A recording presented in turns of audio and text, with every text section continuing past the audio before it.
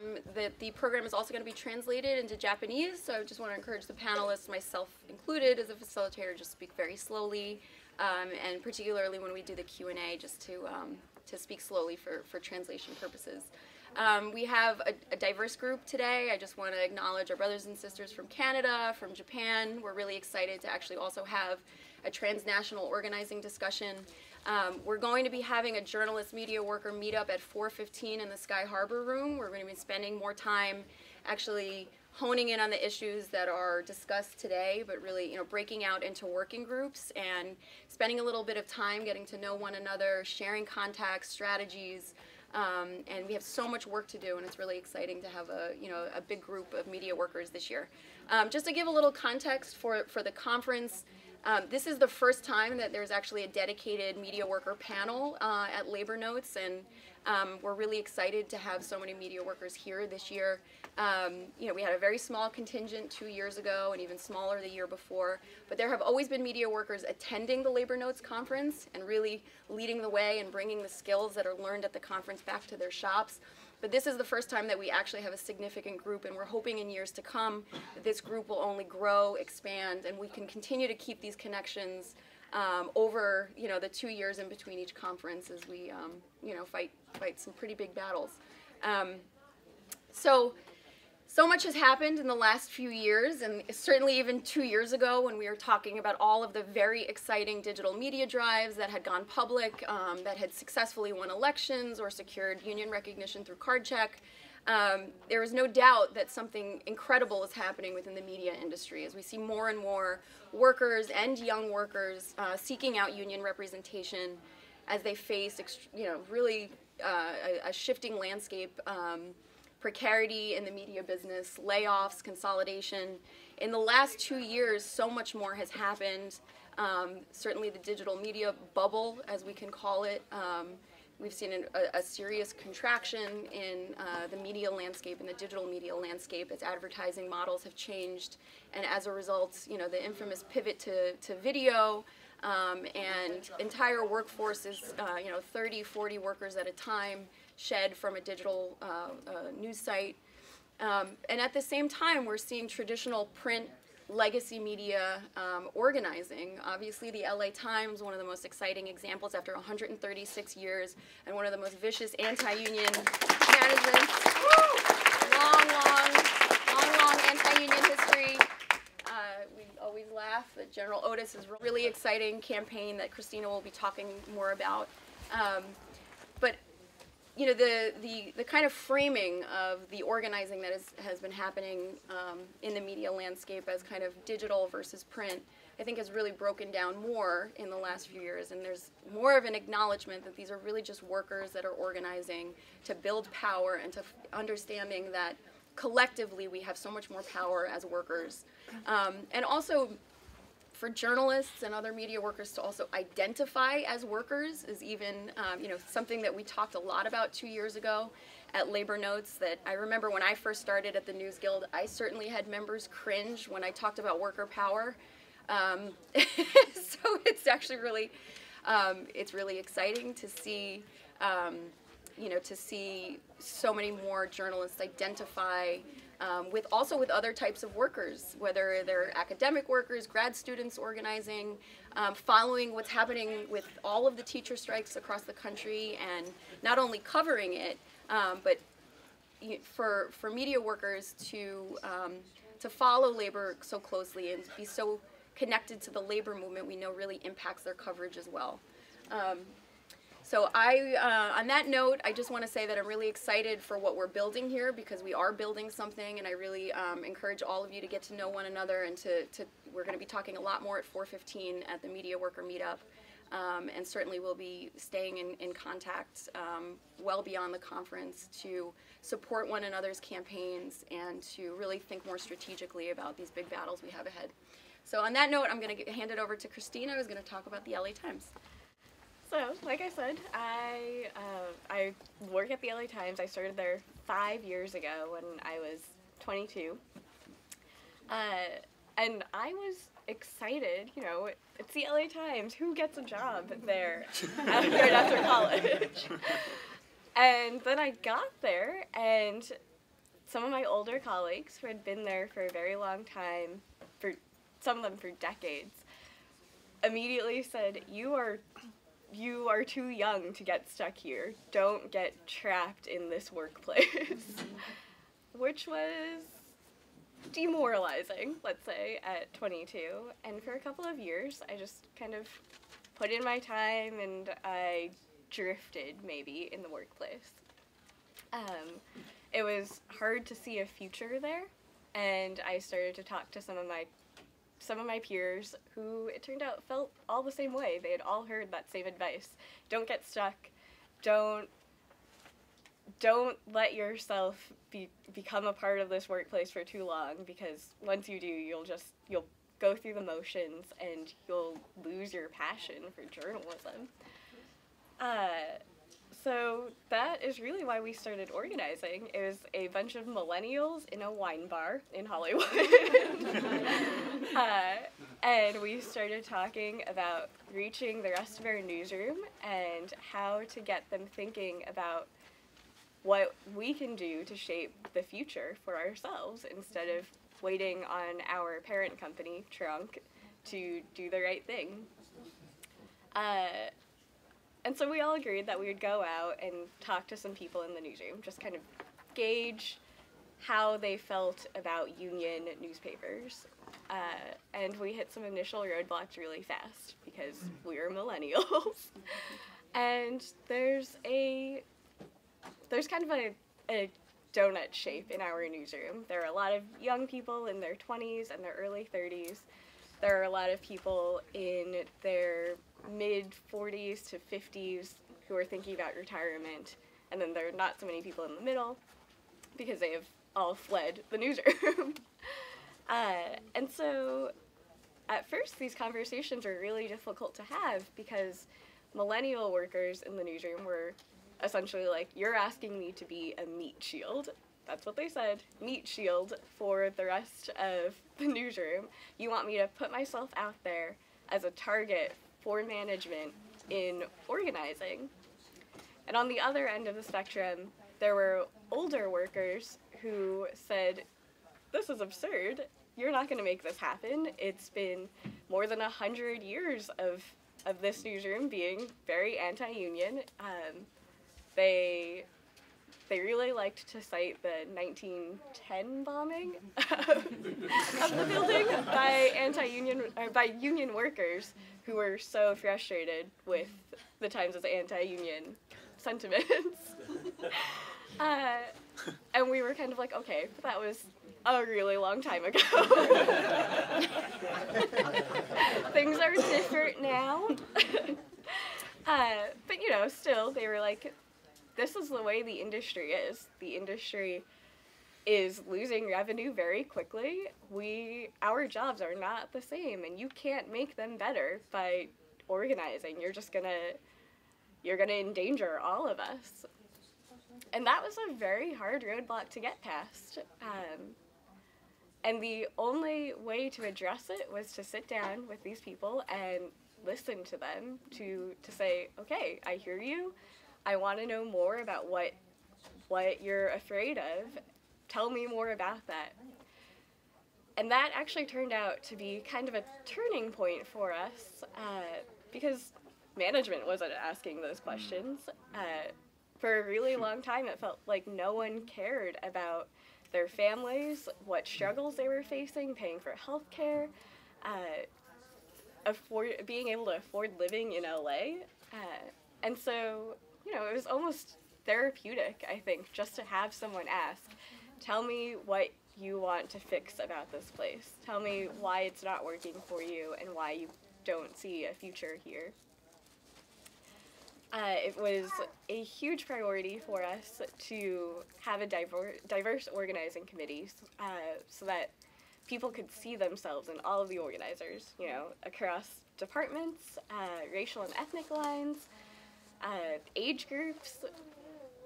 Once people saw that we had buy-in from all of these different groups, I think they started to really feel like this was not just a bunch of idealistic young people driving this crazy idea.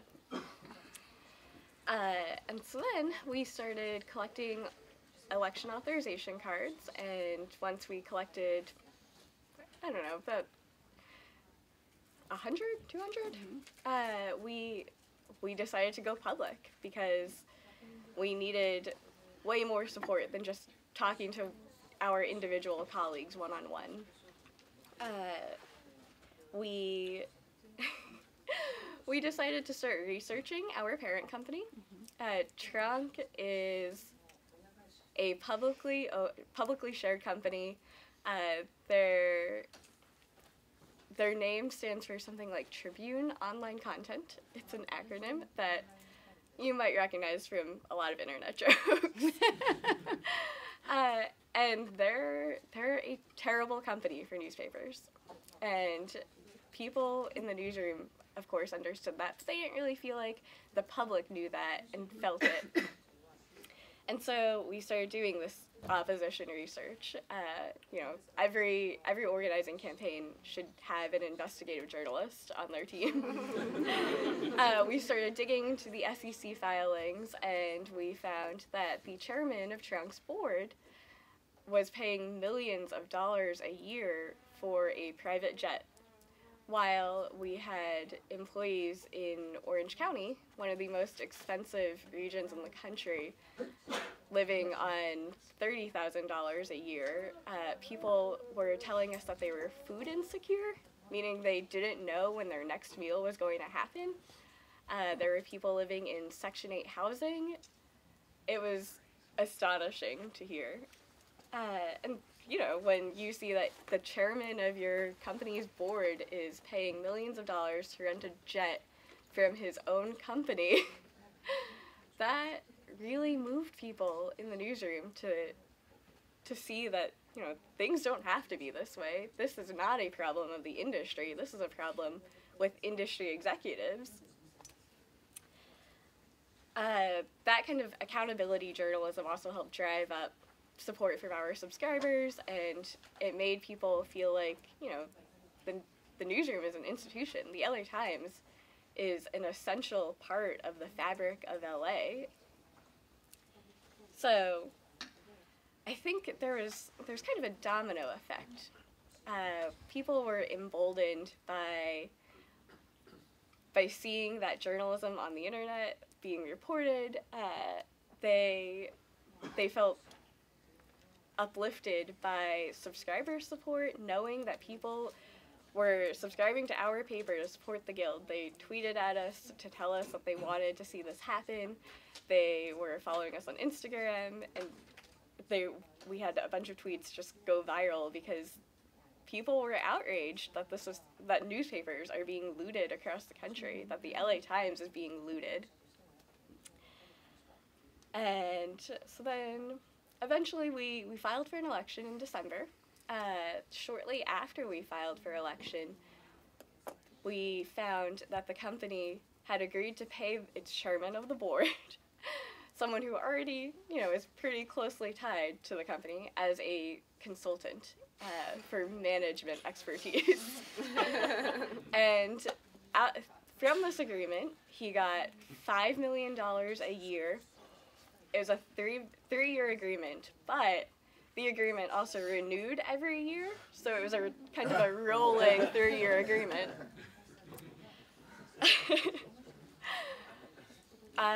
So that also galvanized people quite a bit. Eventually, we had the election. We won by 85% of the vote. And oh my gosh, I can't even tell you how transformative that vote was. It really changed our relationship to the newsroom, to each other. It is a beautiful thing to be able to walk into your workplace and know how your coworkers are feeling, that they're rooting for you, that you're rooting for them, and to be able to, look at the top levels of your management and say, we're equals now. You can't tell me that you're just going to make a unilateral decision, because we're equals at the table, and I earned that seat, and now you have to give it to me. There's no going back. And of course, there are ongoing challenges. We're in the process of getting to the bargaining table. There are definitely questions that we haven't answered yet, like what our role in the bigger labor movement is. Throughout the campaign, there was a lot of hesitation because journalists don't want to see themselves as advocates for, anything. They're impartial observers. They're objective. They're fair. And it's hard to change that mindset of being a journalist to being an activist, even if it's about your own workplace. And so we're still working on how to approach those potential conflicts. But it's amazing, and I'm ready for that challenge. That challenge is way better than wondering when I'm going to get laid off.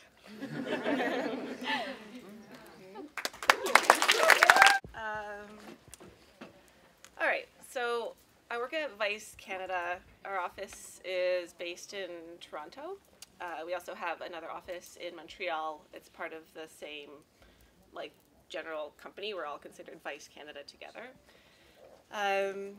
So I started there 3 years ago today, actually.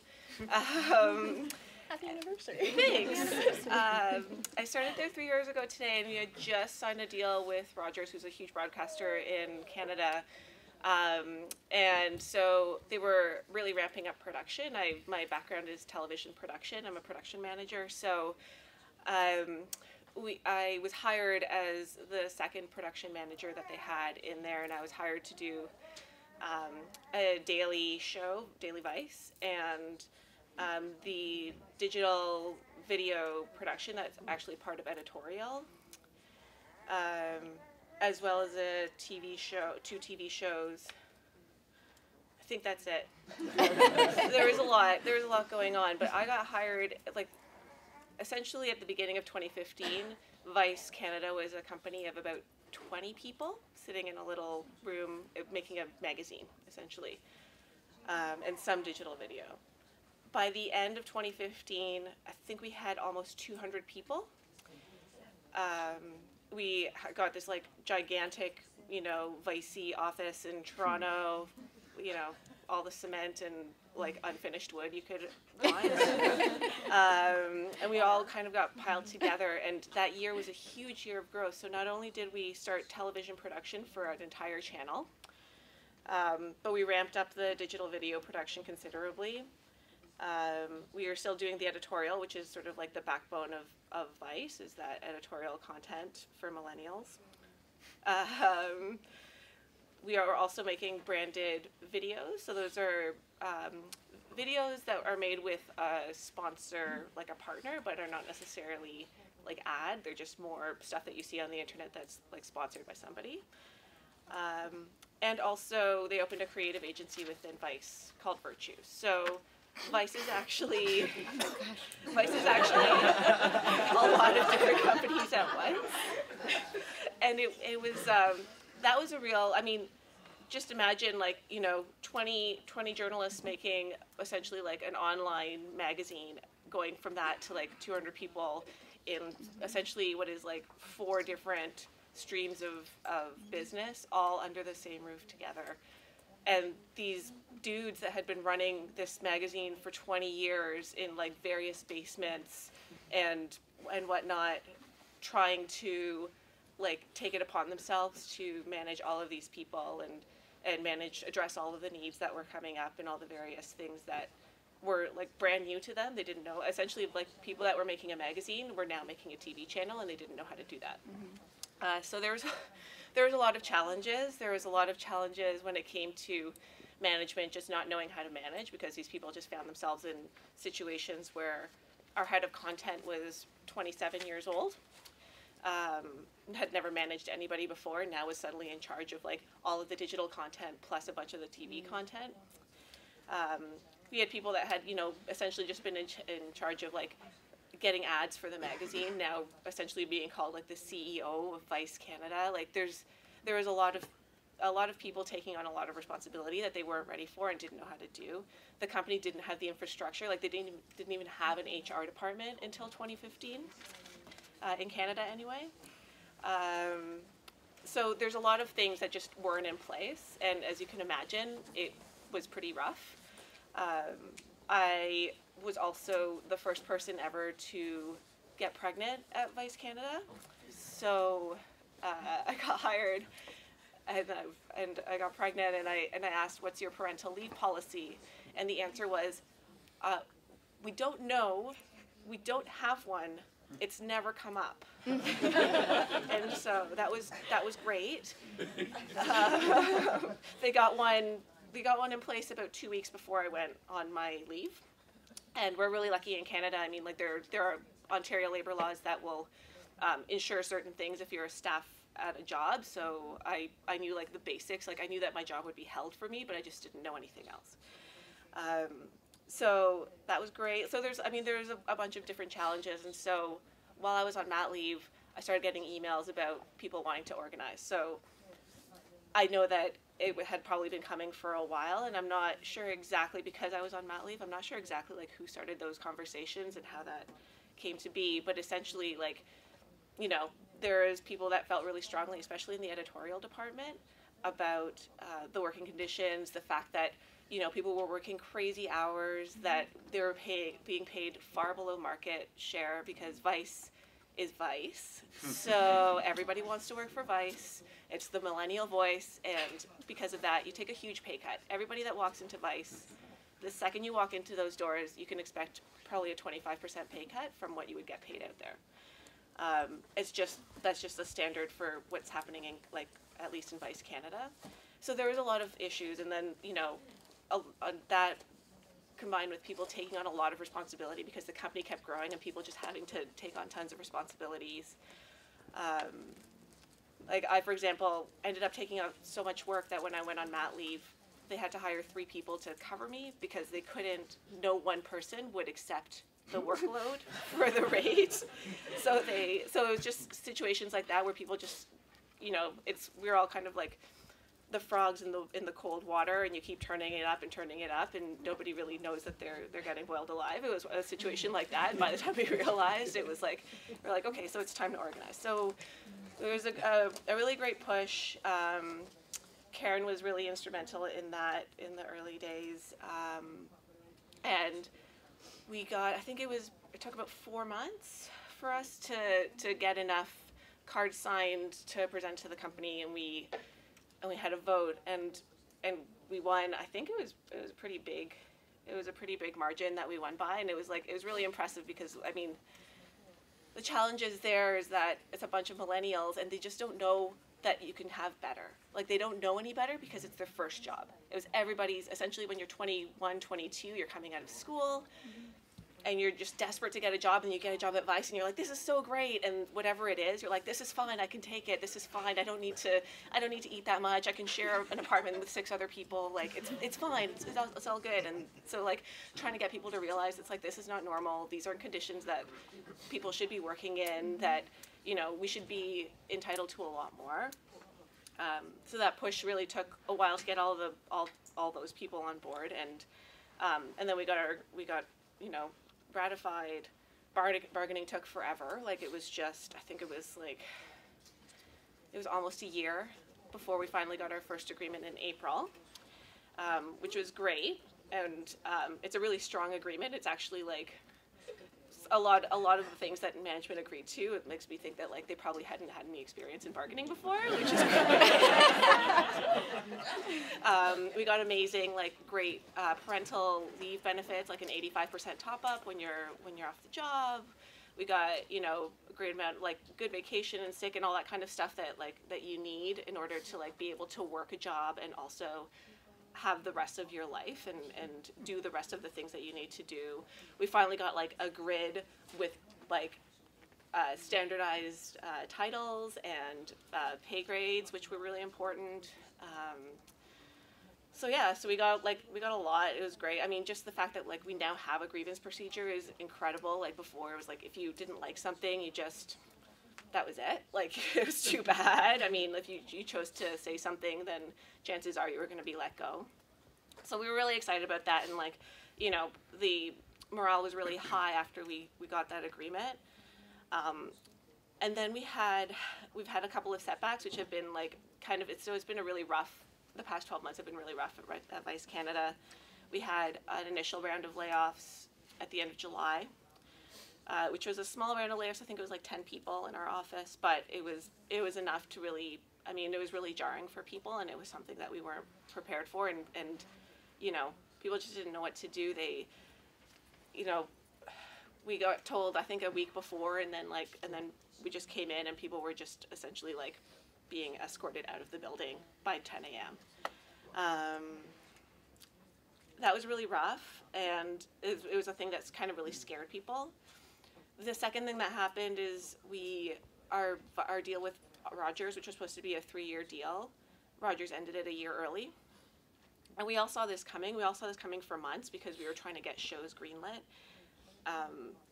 And they wouldn't greenlight any shows. And the reason it's important for the rest of the company, like, we have a lot of streams, but it's all very interdependent. So the TV deal for television production really affects, you know, editorial, because we're able to, you know, employ and pay people out of that same money to produce the content for the website and create, you know, develop ideas for shows.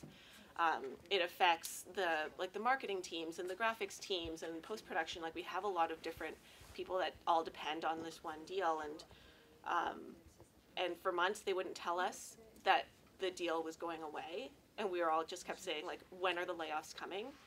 Why aren't we getting shows? And the answer from management was just like, oh, everything's fine. It's great. Everything's fine. And then they announced at the end of last year that the Rogers deal was officially like going away, but everything was going to be fine. We're going to have a new partner. And then at the end of January, they literally just didn't want to lay people off right before Christmas because they didn't want to look like jerks, which, I mean, and at the end of January, they announced another round of layoffs, and that one was big. That one was about 20 people, almost 25 people between the two offices. That included people in television production, in editorial, in marketing, in graphics, in all, like, pretty much every department was touched by those layoffs, and that was a rough day. Like, that was a really rough day, and I was actually away at a conference, and I just kept getting text messages like, this person's gone, this person's gone, this person's gone, and it's just like, that's so demoralizing for people, especially when we've all been saying to management, tell us what's happening. You won't tell us what's happening, and they still, like, there's still that communication breakdown. So that's a big challenge that we're facing, is trying to get people to really put more pressure on management to get answers about what is happening at the company, so that we know what to do. Because if we knew the deal was ending for 3 months, then people could have been looking for jobs, and they could have left voluntarily, and you wouldn't have had to package them out, right? Like, there are things that you can do to be, like, more decent to your employees, and they're not doing those things, and we really need to really get over that apathy that keeps seeping back in, especially when morale is very low in a workplace. So that's something that's a big challenge that we're facing now, and we need to really keep working on. But there's also things that have really helped. Like, we unionized, and then another thing happened, which is we started a diversity and inclusion committee, and also a Women at Vice, like, employee resource groups within the company, because there's also, as everybody knows, huge issues with unsafe workplace, especially for women in Vice. A lot of sexual harassment, a lot of general harassment and bullying that happens in that company in general, like globally, but also in Canada. So people started organizing their own employee resource groups. So I'm also the co-chair of the Diversity and Inclusion Committee at Vice, and we're using our own, like, we're a committee of unit members and also non-unit members that are working together to really, like, put pressure on management to improve the conditions and improve the culture within the company, because, you know, we've kind of seized upon like, at the end of last year, it was like, you know, Daily Beast, New York Times, who else? I mean, there was, like, probably 4 or 5 articles that came out that were just all about the executive leaders at Vice that were men, essentially just being terrible people. So we're really seizing upon that opportunity now and really holding them responsible. It's like, we're a media company. We know how to get the word out there. We know how to like talk about what's happening within our workplace. So, if you guys are pointing to all of these like diversity and inclusion and women at Vice and all these groups that are popping up to try and make things better within the company and improve the culture, that's great. But we're demanding that you also support us and give us the resources that we need for the initiatives that we're trying to put in place in the company. And we have actually managed to elevate. One of the things that we brought up was an engagement survey. So an engagement and survey with diversity and inclusion questions in it. And that's something that we have now elevated to a global level. So for the first time at Vice, for the first time in 25 years, somebody is going to ask the staff at Vice how it feels to work at Vice, which is huge. And we're actually going to be able to access all that information. It's going to be, because it's global, we'll be able to filter it by, various countries and departments and all of these things, and actually get a really good idea of what is happening and what people are feeling in a really detailed way, and not just in Canada. So this is something we're really excited about. We're hoping that this is providing the data that we need to really push for more change and more specific and bigger cultural change within the company. So there are some good things that have happened. I mean, once you organize a little bit, it seems that you can organize more. The trouble is that we just have to keep doing it. And that momentum, it's so easy to lose, and it's so hard to get back. And so that's a thing that we're coming up against a lot. But that's where we are now, sort of like from the beginning of whatever, like the big growth to now. That's what we're standing, and that's what we're looking at now, is like, how do we keep that momentum going? How do we keep pushing for the change that we need? And how do we connect with the other offices so that they're able to do similar things? New York, the production department is now unionizing. The editorial department is already part of the WGA.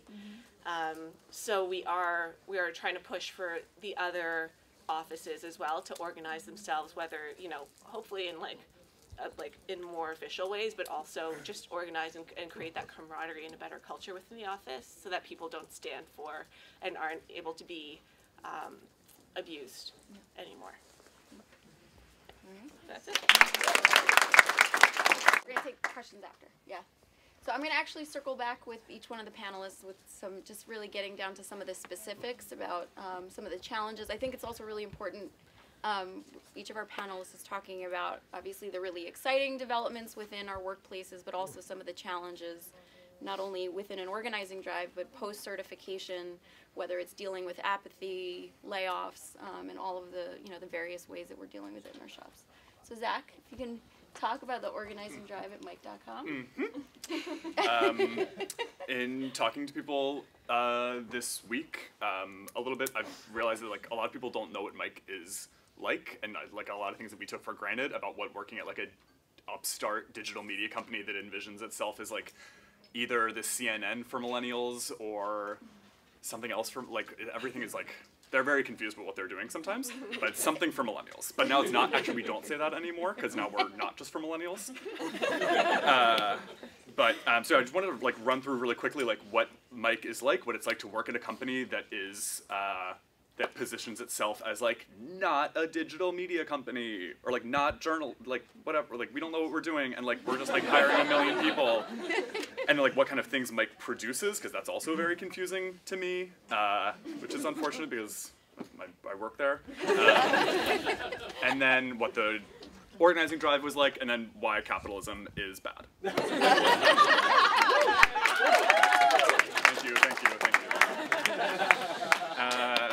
Okay, so the quick immediate timeline for Mike is that it really mastered the search engine optimization outrage machine on the internet, where it was all of the none of my when I introduced Mike, I said Mike.com, because I always have to say that for people to recognize it, because people, I'm Mike, it's a kind of a news website, and then I'm they do 10 reasons that you should be angrier right now, and then be oh yeah, I've seen that on Facebook, right? So that's That's a problem. That's not a good way to run a company.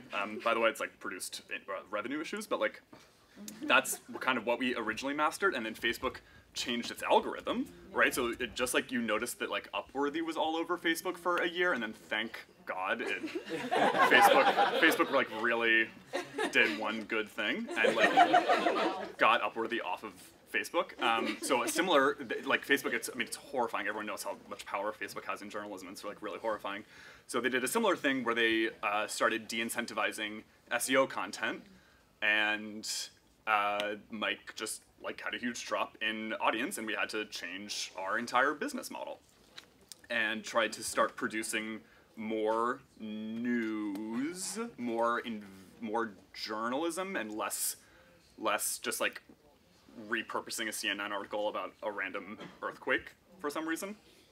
And then they laid a bunch of people off. They laid 35 people off in a newsroom of probably 80 people at the time. I was laughing when you said that you didn't find out until a week before, because no, like we didn't even get told that there were layoffs happening. We just, like, I shared an article that my friend sent me about how there were layoffs happening at Mike to the Slack room, and like that's how people found out that there were layoffs happening at Mike. Or a tweet. It was a tweet. Sorry, obviously. So like I was. Yeah, right. One person, really quick. I was on Slack at the time. I was working, and we just literally. I'm remote part-time, so I'm not in the office. So the copy editors just watched people's names disappear from the Slack channel. Our boss was not online even at the time. She was out of the office. We were never told anything. Obviously none of us, which is creepy, because then you don't know why you still have a job. You don't know why other people lost their jobs. There was no communication at all. Mike has no HR department still. We have 15 apps that we use in place of one HR department. I think we just hired a vice president for people or something really Orwellian like that. The president, the CEO sent out an email at the end of last year saying these are all the great things that Mike did this year. There's like 25 examples of really great things that Mike did last year. Not a single one of them was written editorial content. Some of it was video editorial content, mostly not editorial though. And some of it was written branded content, which Mike has like 15 different ways of making branded content that are very confusing. So there's just no resources being put into written editorial content at Mike. There are crazy pay differences between people, especially between men and women. I'm the only man on the copy editing team, and I make the most of anybody. I asked for a raise, and I got it. And 2 weeks later, 2 women who had been at the company longer than me asked for the exact same raises, and I told them exactly what I did. They did the exact same thing so that we would make sure that there was no reason for Mike to say no. And not only did those women not get the raises, they were told through the boss that raises, not a thing, just not going to happen on the copy team, which is not true, obviously, because I had just gotten one. We also, speaking of like hilariously inept dealing with pregnant people in the office. Like the last time they fired someone before the layoffs, it was a woman who was 8 months pregnant, and or 7 months pregnant, and she was escorted out of the office by security, like just on the spot, like you're fired, and there's a security officer to bring you out. So that's what Mike is like. I'm a part-time worker. I don't have paid time off in any way. We just got sick time a couple months ago, but I don't have paid time off. I don't have a regular schedule. I don't have any regular contact with my coworkers, other than what we created in the unionization process, which is why it was so important. And so the union drive started when the big layoffs, when 35 people were laid off. Me and another coworker, another part-time remote copy editor who lives in Philadelphia, we got together at the same time that a bunch of people in the New York offices got together. We found out about each other and started working together, formed the organizing committee.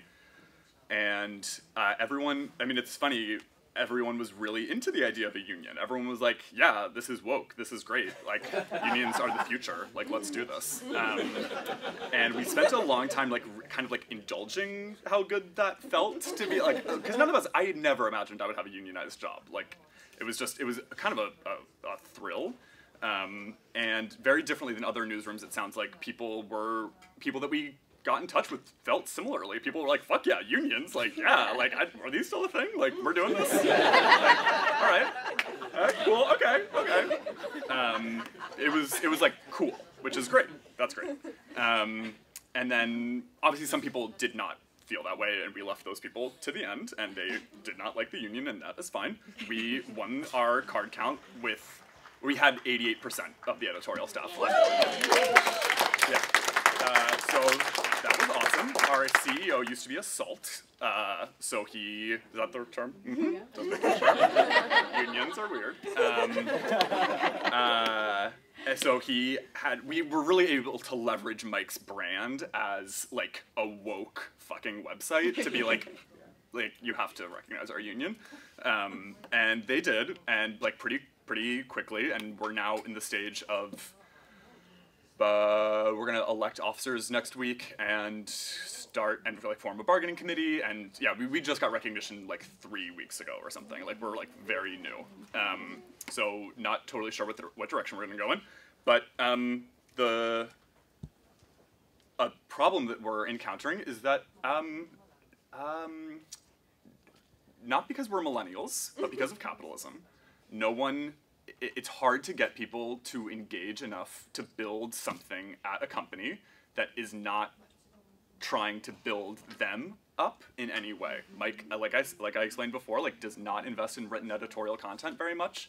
People know that they could just walk into better jobs somewhere else. Like, Mike, the pay is fine for full-time employees. Like, the working conditions seem to not be a huge issue. It's just pretty demoralizing to work in an office where you're being told that you're a journalist and you're not really being given the resources to produce very much journalism. So people, everyone, and this has been a problem throughout the organizing experience, like, people have one foot in and one foot out the door, especially the remote part-time copy team. Like, most of us have at least one other job. We don't have any, like, real stability with the company. And that's what people would say when we were unionizing. It's like, what if this gets me fired? And it's like, you could be fired tomorrow and probably will be. And people are like, oh, okay, like, yeah. Like, yeah, man, you're right. Like, cool, let's do this. That was a pretty easy discussion. But the remote part-time copy team, you know, we didn't talk outside of Slack, outside of, like our boss, the thing that our boss could look at all the time. So it was like, how do we like, some of us live in California, one of us lived in Australia, I was like in Spain for a little bit last year, like, just totally not grounded in a place. It's like pretty hard to do organizing when no one is, like, really centered, connected to a place. So I mean, the way that we made that work a little bit is we had phone numbers in one of our HR websites, listed everyone's cell phone number, and I just started texting people on the copy team, being like, this is weird, sorry, but, like, can we text? And they were like, yeah, sure, what? Like, what's up? And I'd be like, no, just, like, want to say hi, like, how are you? And they'd be like, cool. And then, you know, do that for, like, 2 weeks, just, like, being weird. And then be like, hey, by the way, like, do you want to talk? And they'd be like, yeah, what's going on? And they'd be like, no, let's just talk. And then everyone was pretty much on board right away. Like, the first person that we talked to was like, I'm really freaked out, I don't want to be a part of this.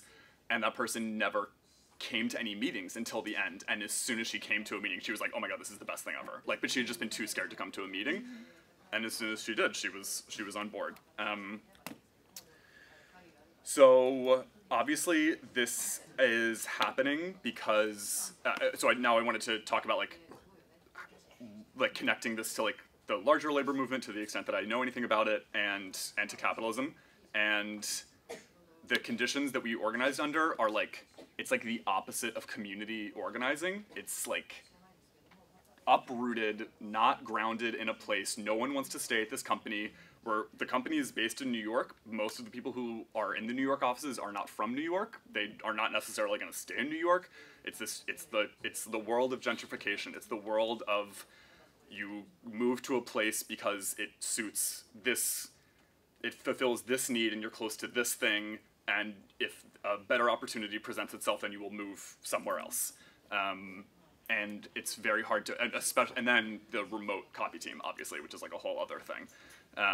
So one of the ways that capitalism works and is good at extracting value is that it like destroys community. It destroys people's ability and desire even to share resources and time and energy with each other, and it gets them to direct those resources to a boss who like takes them and like gives them away. And that's what happens with gentrification. People stop talking to their neighbors, people stop fucking going outside. And to be organizing in a workplace where people are gentrifiers, people are largely upper and middle class white people with expensive educations who never thought that they would be in a union, who never thought that they would need to depend on other people, or like thought that that was bad or like risky.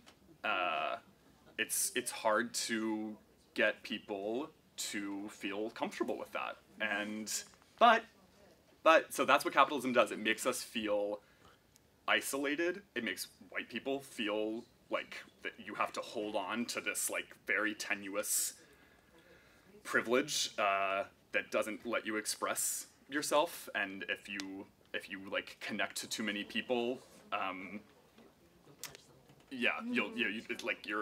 you just feel lonely all the time. And what other people were saying about creating a culture where workers talk to each other and ask each other, how are you? And teaching them that your boss is never gonna fucking do that in a sincere way. The process of unionizing is like the practice of building an alternative. It's not building an alternative to capitalism, but it's like building a way that people can live. People can like live well and live together, and showing people that they can, against their intentions even, participate in a system where people don't compete for resources in the same way, and where people talk to each other in a way that doesn't feel competitive or scary, and that people can talk about feelings in the workplace even. Like the practice of making a union is a way of showing people that there are different worlds that they can live in and create, and people get really fucking excited about it. People feel really happy when they are talking to other people and feeling connected to people, and they often are very scared of that, but they fucking love it. And that's my like guiding belief, is that people know how to and want to take care of each other, and capitalism, often successfully in lots of different ways for lots of different people, steals that ability from us and often uses it against us, but that people really want to do it. They really want to take care of each other, and if you build a structure that allows them to, they will be happy. So that's what we're trying to do. So, hi, I'm Amanda, and we have a little bit of a different struggle at the New York Times because the paper has been organized since, I think, 1940. So everybody who was involved with that is like probably dead. And now we have more than 1,000 union members at the paper, and I think about half of them have been there for 5 years or less, and I'm one of them. I've been there for 2 years. So we have this issue now where many of our members have like little to no relationship with the union, and at best that expresses itself as like, the union is a number I call if I have a problem with my health insurance, and they provide that to me, and at worst I think there's some suspicion that like the union is not actually representing newer and younger members' needs. So the way that I got involved in the union is like, there was a few months ago, the New York Times laid off a bunch of copy editors, and it was a really hard thing for the newsroom. And one thing that the Guild was organizing around this issue, and there was a walkout that was pretty well attended, especially for like the kind of low engagement that we had had with the union at the time. But the Guild also published this anonymous open letter from a copy editor who's laid off. And what they said in the letter was like they were basically complaining that they were being laid off, and the New York Times was investing in silly things like journalists to make things for Snapchat. And I was like, I make things for Snapchat. You know, I felt like the Guild should represent me as much as it would an older member. And so I think we had this situation where older members were concerned that they were being or are being laid off and replaced with younger, cheaper workers. And younger workers are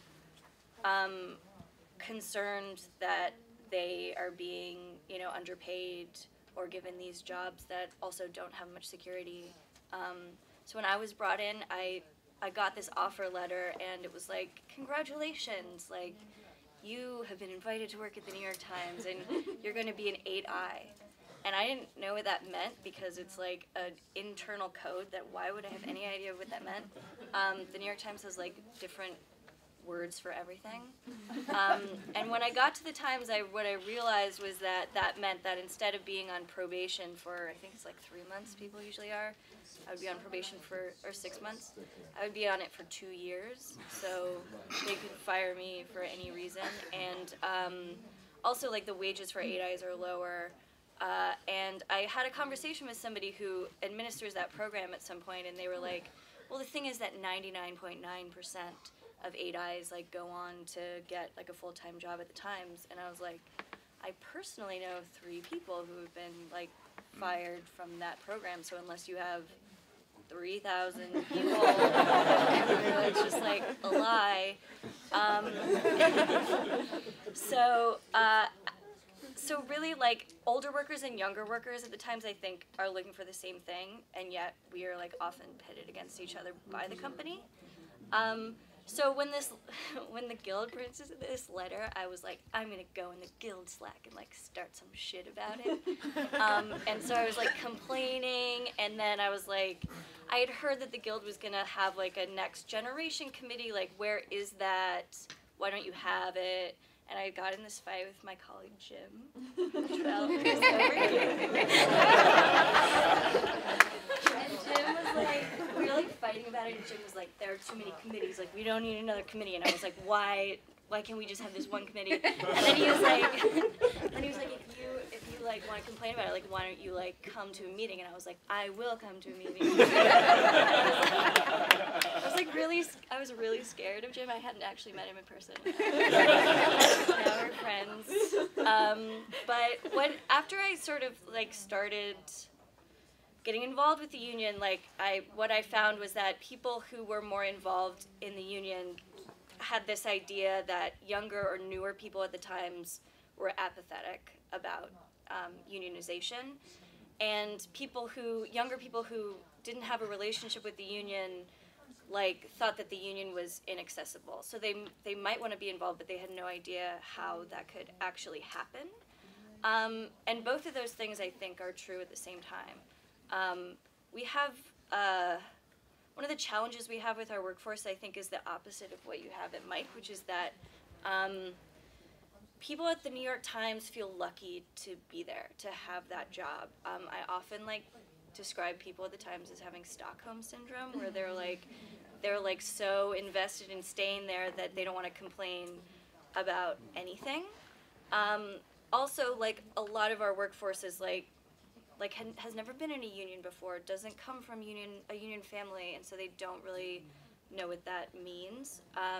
But there's also a lot of opportunity, I think, among those people, because they are already organizing, just not always through the Guild.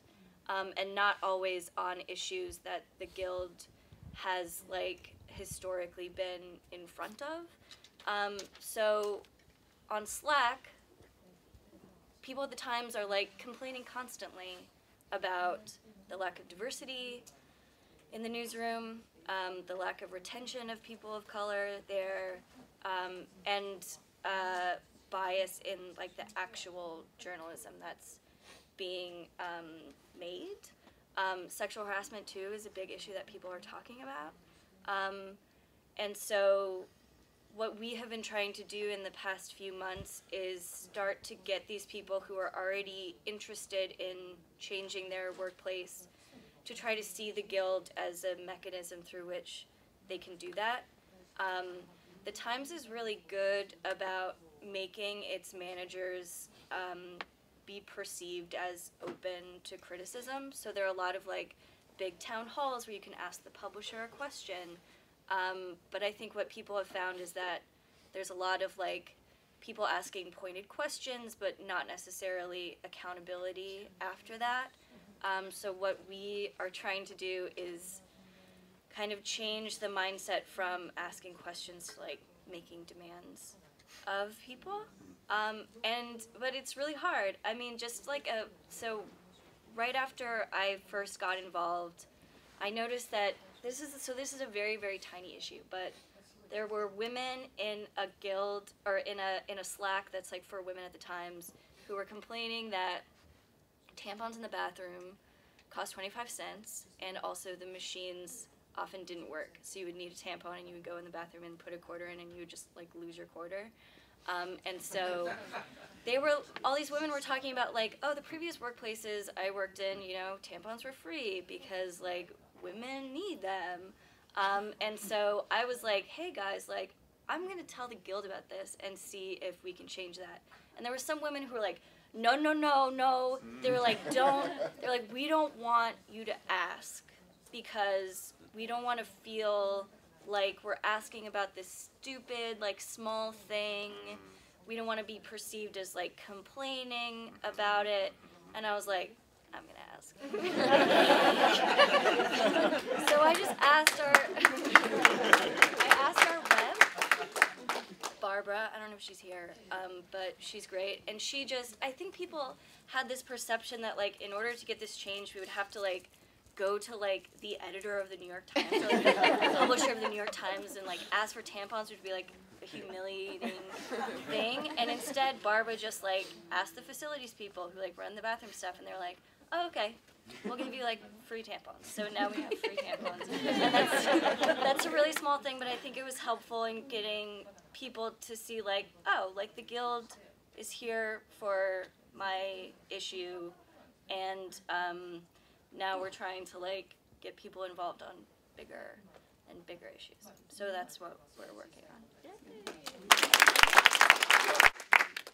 So Jacobin's a really weird place to work. Partially all the CIA funding. So it's really hard to write so many articles that look like we're against the CIA, and in fact, that they are. But it's also tiny. When we started unionizing, there were 6 of us. Now there are 10, but it's only 3 of us are the same. 7 new people were hired, 3 left. We have people working mostly in Brooklyn, but we have 3 remote workers right now, more to come. We also have workers in New Zealand, Canada, and Ireland who are not in the union, but who contribute to our work all the time.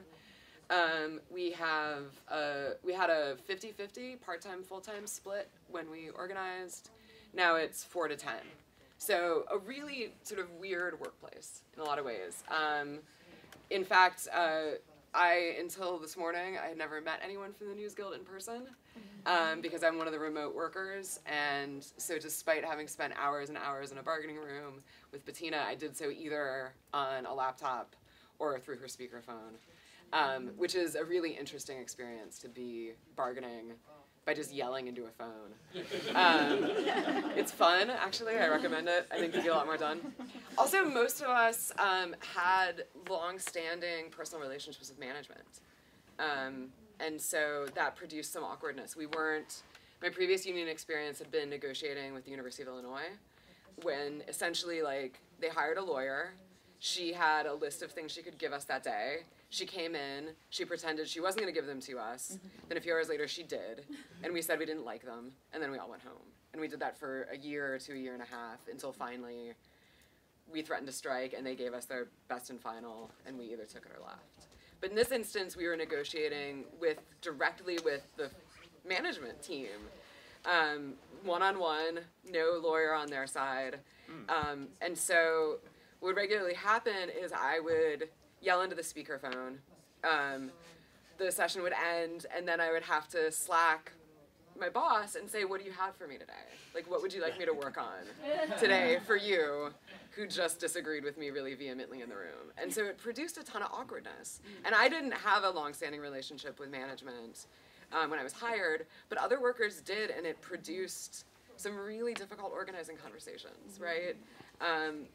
It is not surprising that you have a different working relationship with somebody that you're friends with, somebody that you even see every day, than someone that you've met maybe once or twice and don't hang out with, right?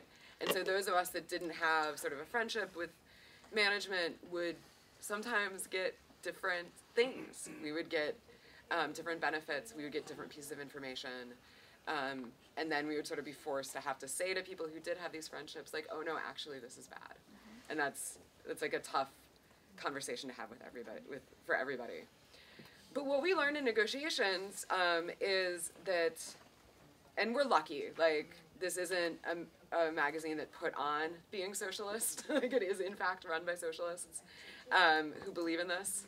And so we discovered in negotiations that if we just talked about an issue long enough and asked enough questions, that management had a particular way that they were thinking about how to solve a problem. So for example, at one point, management floated flexible spending accounts for healthcare. And we all, like, on our side, clutched our pearls and screamed. We were horrified. And then once management sort of explained the reasoning behind it, that it would be used to cover deductibles so that everyone could have access to a low-cost health plan, it started to seem very reasonable, even though it wasn't what we wanted, right? And so what we realized is it was a difference in implementation rather than a difference in, like, what the goals were for the magazine and what the goals were for the contract. Everybody's goal on both sides of the table was to keep the magazine sustainable. That's, like, super hard to do in this environment. But we have different definitions of what sustainable means. For workers, it meant things like, we need healthcare coverage even if we don't live in New York. We don't need much better pay, but we would like it to keep up with the, like, cost of living. We want to know what's going on. So if there's a new magazine launching, which also happened while I was there, they launched an academic journal. If we're gonna start working on a new vertical, if we're gonna start selling merchandise, like, we wanna know. That for us, for workers, made sticking with this project more sustainable. For management, it was like nuts and bolts numbers. Like, we had the Trump bump, and then we had the Trump slump, right? Which is something that every left-wing anything is facing right now. And because we don't have a participatory budgeting system, workers were sort of left in the dark. There's a pretty good whisper network among workers at Jacobin that kept us up to date, but it's not 100% reliable. I had been told my office in Chicago was closing like 3 separate times. I've now left the magazine, it's still there. So I don't really know what happened with that. So there's still a lot of work to be done on bridging these communication issues. What we discovered, which we sort of knew going in, is that the goals on both sides are the same, but now it's making sure that we're actually communicating about those, because that's what was missing. So one of the things we got in our contract that I think is the most impactful is we now have monthly staff meetings. And management has to make sure that every worker can attend them, either by phone or in person. And already that's making a difference in how much information we have. I'm trying to think what else I want to say. The other big issue that we have, and I think this is true for media in general, is people at Jacobin see their work as being like fundamentally linked to their political lives, right? It's a political project for a lot of our workers. And so that means when you're like, no, dude, you can't work 60 hours a week, there's some pushback on that. And I think that's true for all media organizations. Like, overwork and burnout are major issues.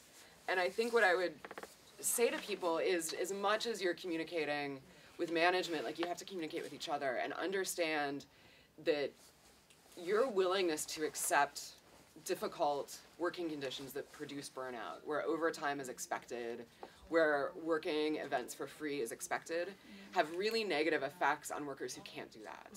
I was part-time and remote. I had a second job the entire time I was at Jacobin. So yeah, throwing a party on Saturday night was like a big deal for me, right? Doing that unpaid, except for one bargaining session. Every bargaining session I went to was either time I took off from my second job or on a day off, right? These are challenges that workers face. And so I would say for every worker, but especially in media, don't think about like, oh, I can handle this. Imagine the worker that has sort of the worst case scenario job, right? Part-time, remote, maybe in a 2-year probation situation, which is like nightmarish, and negotiate for that person. Imagine what it would be like to be that person rather than like what works for you. And then I would say too, like, because of the weirdness of Jacobin, it produced problems with the Guild. We had disagreements about what we wanted to prioritize. And I think because doing a contract campaign is exhausting and incredibly time-consuming, we put off a lot of conversations that we needed to have internally and with our rep for too long, and those frustrations like bubbled over. And so the other big like takeaway from my experience in this contract campaign is like everyone's exhausted all the time, but you still have to talk about it. Like you still have to like have the conversation where you're like, I'm bummed that the thing I wanted to come up in this meeting didn't come up, and we need to make sure it comes up next time. Like you have to do that. You have to bring your colleagues in. By the end of the contract campaign, a lot of the negotiation sessions, there were 1 or 2 workers only. So it was on primarily like a full-time worker in New York who's not here today, did the majority of the work in the room for us. And that meant that those conversations were really hard to have and couldn't happen. And it produced a lot, I think, more conflict and bad feeling than needed to be produced, right? The intention was, I'm not going to have this argument with my coworkers or with the Guild because I want to get this done. And the result was, I think our campaign lasted maybe 2 months longer than it would have otherwise, right? So this is really like Pollyanna-ish. It's very Midwestern. But like you have to talk, you have to communicate, you have to listen, and make sure that everybody's voice is being heard. The other thing I would say is we have to center our work on part-time and remote workers, and we have to figure out better ways to involve them in unionization drives. The only reason I was so involved is because I'm stubborn and I like yelling. Not every part-time worker is going to feel that way, not every remote worker is going to feel that way. And so figuring out ways to make sure that they can be involved without losing time from their other jobs, without losing what little leisure time anybody has these days. Figuring out how to make sure that documents are shared in an appropriate way, that people have what's needed, all of that. That's stuff that can start internally, but that's stuff that the Guild can work on too, is how to make sure that the least interested part-time remote worker, right? And I think Zack and I are sort of the opposite of that, right? But the person who's least likely to be involved gets involved, because that's the person who's probably getting fucked over by management the most.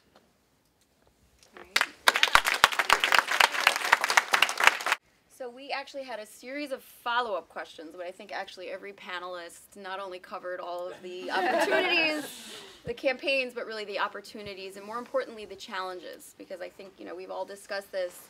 I really encouraged everyone to talk about the challenges, because if we're not having honest conversations, and really talking about our struggles very specifically in our workplaces, struggles with the union staff, struggles with colleagues, we're not going to make any progress, and this is the place for it. If we can't have these conversations at Labor Notes, we can't have them anywhere. So I really want to thank all of the panelists for really getting into a level of detail that I'm sure the audience really appreciates. So we have a little less than 20 minutes, and so I wanna take a few questions.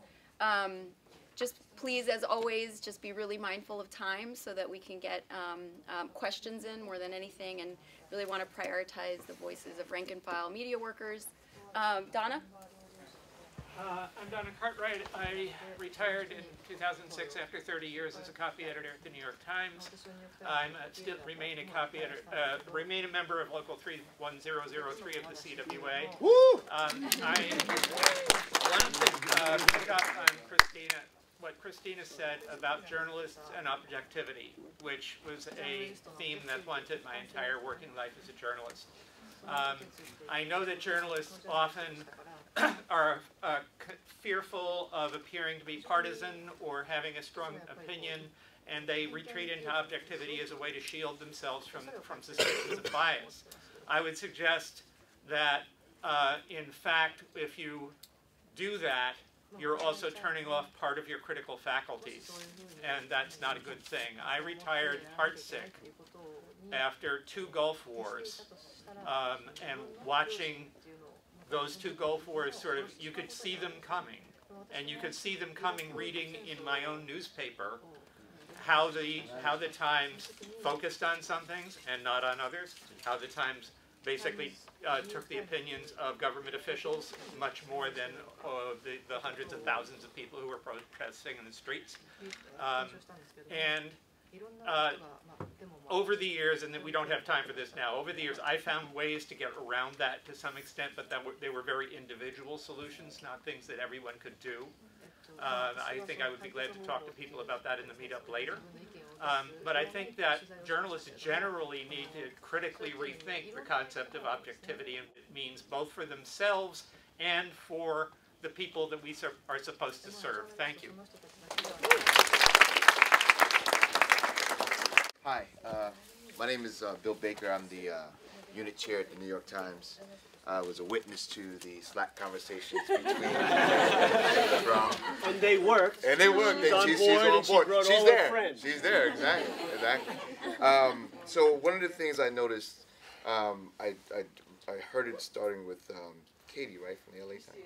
Kristina? Yeah. I'm sorry. That's okay. I'm missing everybody's name. I don't even know. You've met a lot of people. All right, exactly. Okay, thank you. But it started, the same theme went across all of you who spoke.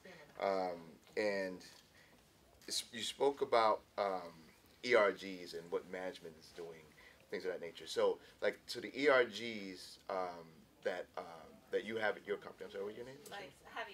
Javiera, okay. So the ERGs that you have at your company, is that a guild thing or is it a company-wide thing? No, it's company-wide. It's company-wide. Yeah, okay. Because we include people, there's a lot of people that are not in the union as well. Right, so it's company-wide. So we have ERGs as well, right? Yeah. And ERG is an employee resource group, your diversity and inclusion, Latino network, things of that nature. So we have that as well. And so my question that I will raise to all of you is, when management has ERGs for the company at large, right, and when they provide things such as maternity leave and things of that nature for the company at large, what impact does it have on the guild, whether it be negative or positive, where someone will say, well, I'm getting this benefit from the company, why do I need a guild? What's happening at Vice, because I'm co-chair of the diversity and inclusion as well, I'm just a super joiner right now. But what I've done in my role, because I'm a union leader and also a leader of DNI, is that I am just transferring any benefits I can get over to the guild. So, for example, this engagement survey that we're doing, it's being paid for 100% by the company. But I just, since the beginning of it, I've been and this is a great tool for the union, and we'll just share all the results with the union, and the union will have complete access to this. So, from the beginning, I've made the assumption, and I've made it clear to the company that I am assuming that the union will have full access, and since I am a co-chair and a leader of that initiative, I have full access to the results, and they know that I will pass that access along to the union. We're in a unique position that way where because I'm a union leader as well, I can just sort of like things that we do well or things that can transfer over to the union, I bring up in our exec meetings, or I bring up in the meetings and say, like, here's a thing that we're working on, or here's a thing that we noticed, or here's an initiative, and like how are things that we can work together, like what are ways we can work together. So one of our big things is community outreach and trying to get more diverse people into Vice. How do we get people into Vice that are not the same Vice bros over and over and over? And so, like, one of the ways we're doing that is reaching out to various educational groups in colleges and even like secondary schools to try and get people in the building just to see what we do, just to see what it's like working at Vice. What are some jobs that you could have here? Here are some people that you can meet and talk to, and like have a little bit of that mentorship. And that engagement with the community at large, and asking them, like, what are things that you need to see? What are things that you want to know about? What are things that would help you out? And I do similar stuff like that just through the union, where I'll do like an event or whatever to get people that are trying to break into the industry and like give them advice or answer questions about what it's like. And so I see that overlap. To me, it's this one and the same.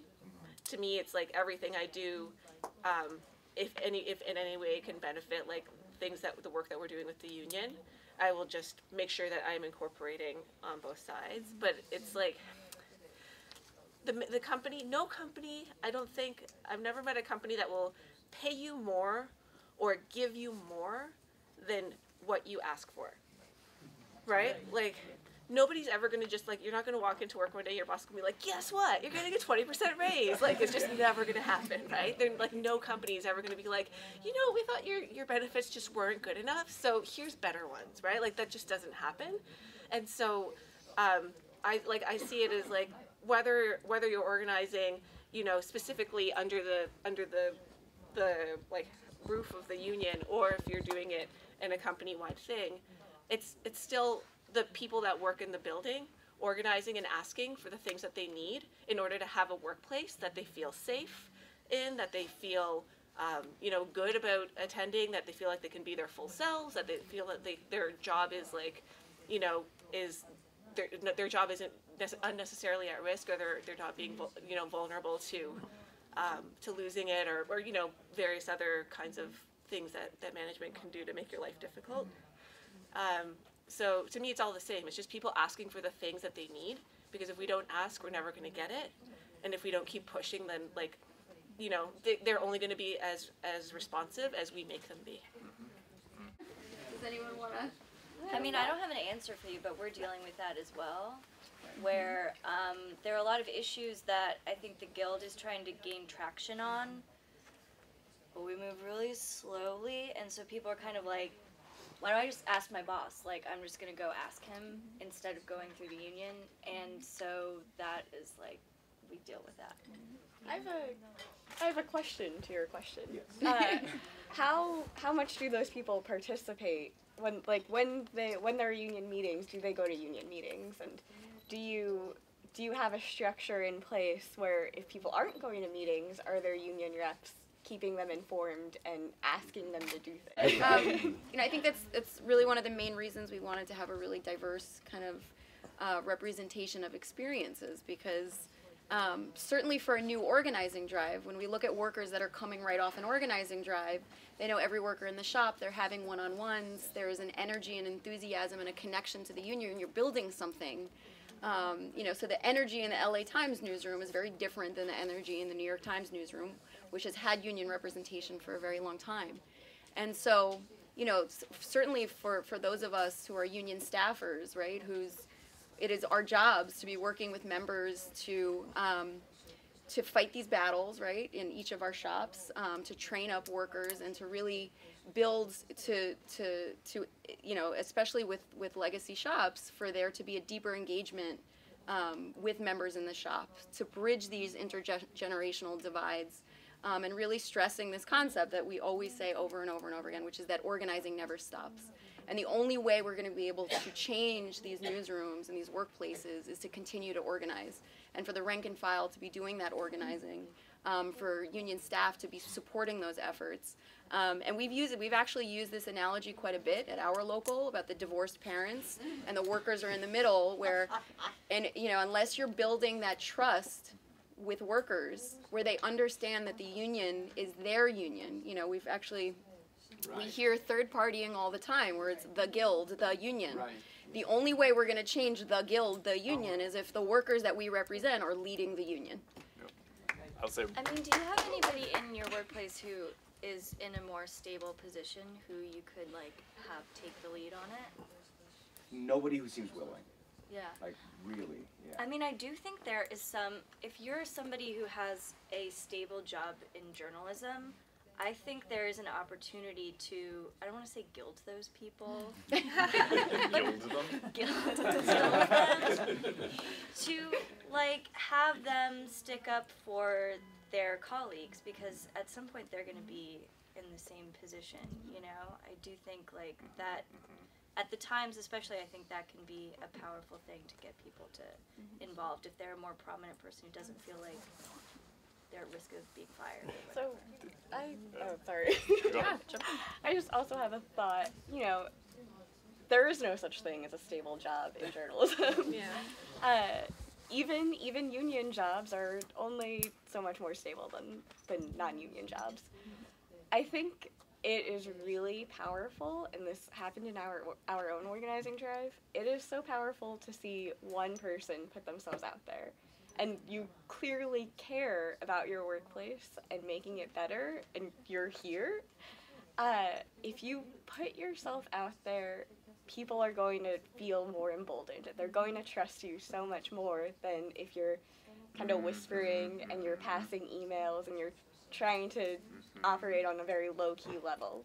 Sometimes you just have to go all in order to get people to trust you. Yeah. They'll mirror your behavior, right? If you're being secretive and like trying to be, and you're scared, then they're gonna be fucking scared. This is like what I learned unionizing and why I did that whole thing at the end about like people love this. You just have to give them the opportunity to like tell people they're right. Tell people that they're right to not trust the union, that they're right that their jobs are insecure, that they're right that everything is like feels really tenuous and the union doesn't feel like a safe place to go. And then tell them to that they are the union, to join and make it better, because unions only change, like Naz was saying, unions only change when we change them. But like you have to start, if you shame people, if you say you should not feel that way about the union, you're wrong, like the union is actually gonna protect you, people are not gonna fucking trust you because you're lying to them, right? So yeah, like be like a leader in truthfulness. How about There's also power in numbers, like they can't fire all of you. Yeah. Right? So, like, we published, everyone should read this. In Jacobin, there was, like, a first-person narrative from this guy who organized for the AFL-CIO in the South in, like, the 30s. And he had this great line, he was organizing, like, mill workers, and he was like, find 3 people to stick with you, and the union will stick with you, and then people will just grow. There's this beautiful idea of, like, you just need to start, you get the core, and then, like, attach people to it, and at some point, like, management can't do anything if you guys are saying we're not going to work unless you give us this. I think like I think it's really important right now that we go back to the roots of the labor movement and look at what used to work, because we're like about to not have anything in the US at least. And so power in numbers, being brave, like being honest with people about the problems in the labor movement, in your union, in your workplace. That's like old school organizing, and that's what's gonna like save us. Yes, yeah. I just want to give you some hope about not giving up. I represented doctors. I was with the Union of American Physicians and Dentists. Now you talk about a group that didn't believe in unions at all. You talk about a group that was totally about individuals. Hey, I can go with my credentials and I can go to management and that give me a good deal. But over the years, the industry had changed. The healthcare system is changing. The doctors began to realize that, you know what, hey, I'm just an employee. And management is going to try to dictate my time. Management is going to keep trying to tell me what to do. And unless I get my other physicians together. That's the only way we can combat that type of aggression against us. But they realized it was changing. So if doctors can unionize, Oh, yeah. I think there's hope.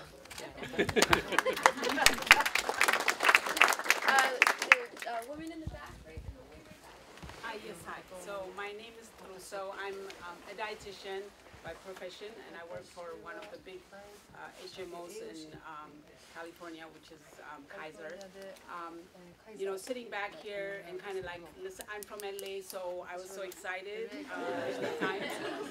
But I'm in my 50s. I think most of you, I'll estimate, I don't know, like what, 22 to what's the oldest number?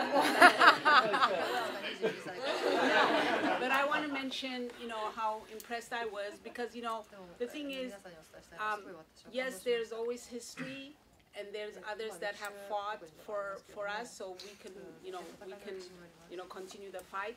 But you guys are taking it over too, and it's very good how you're approaching it. Is it going to be challenging? Of course. I kind of chuckled when someone said, our contract fight was like a year. Try 6 years. Like for 6 years trying to get your people together and trying to organize and making sure that, no, we don't want to settle for, I don't know, whatever lousy wage increase they were offering us. So I'm impressed by young, the next generation of union fighters, however that will look like, So you can't give up. I mean, the gentleman who said, I'm doing this hush hush, I was sitting back here and I'm like, you just went official, like that's what it takes, and being a steward, yeah, you can get retaliated against, they'll do a lot of different things to you. I'm a shop steward, but you're going to have to, like, you believe in this, either your management or you're in the union, and if you're in the union, you fight. And there is no such thing as like the union, you're the union. Yes, you have union staff that will help you, but at the end of the day, you're the one who has to do the job. So I'm impressed. I mean, I think all unions should find a way to get the younger employees and organized, because you guys are the future, and we need you, and we need, and like LA Times, what a momentum, and I think New York Times, maybe you guys have been in the union for so long that it's just like you said, it's just like, yeah, we're in the union, but it's empowering, and like you need to talk to each other too, because you need to hear from each other what's working and what's not working, So whatever it takes, I mean, I think you guys are doing a great job. And one of the, we were in a kind of a interesting position, kind of like Jacobin, in that we publish left-wing articles and we promote labor rights, and a lot of what we say is that workers have the right to unionize, they also have the right to strike. And so that's one of the things we actually got in our contract when we finally settled it, was the right to strike, which is pretty unusual, but that's kind of a interesting point of leverage when you're in a publication that talks about labor rights a lot, because you can say, hey, you got to show that when you bargain. But one of the issues that we came up with that I was hoping to hear, especially from the folks at Mike and Vice, is when we did put together the unit, folks wanted to find a way to kind of break that up and put people in management who we didn't think should be in management, basically, to get a smaller unit. So I was wondering if you could talk a little bit about that, and if that's an issue you guys have faced. I know at Mike you're just recently organizing, so. That definitely happened to us. Giving people, like adding supervising to somebody's title to make them management, and arguing. I mean, there's a lot of people that were excluded from the unit because of like access to sensitive information, which, I think that there's a lot of things that they do, and I mean, in some ways they were successful, in some way, like there are a lot of people that are part of the union, and there was, I mean, not for everybody, but for example, for the EAs, like the executive assistants, who were excluded because they had access to sensitive information, whatever that was. Nothing that is actually that sensitive, but anyway, there was resentment because like they saw the union as their adversary. Like, you know, the union wasn't able to include them, and now they're out there on their own, and they're not management, and they're not in the unit, and so they're in this unique and very precarious position, and so there's two sides: making people management, but also just excluding people, finding reasons to exclude people based on you know, their job titles. And so that's something that they did for sure, and it's something that they're still continuing to do, is trying to make people. I know, like, there's one person right now that's really having a lot of trouble. He's the head of a department, but he's not management, and he's really pushing for management to do certain things to, like, you know, increase his pay to something that is, like, you know, a market value, and reduce his hours and pay him for loo time, and, you know, like basic things.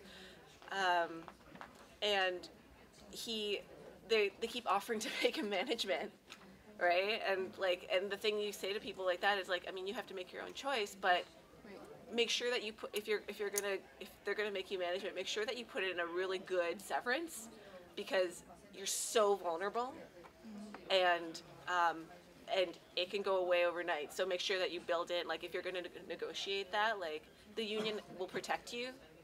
Like, as far as, like, being laid off or being fired, the union will protect you, but when you're management, you're out there on your own, and even though it seems like it's a more comfortable position, it's actually, like, way more precarious. Like, I wouldn't do it personally.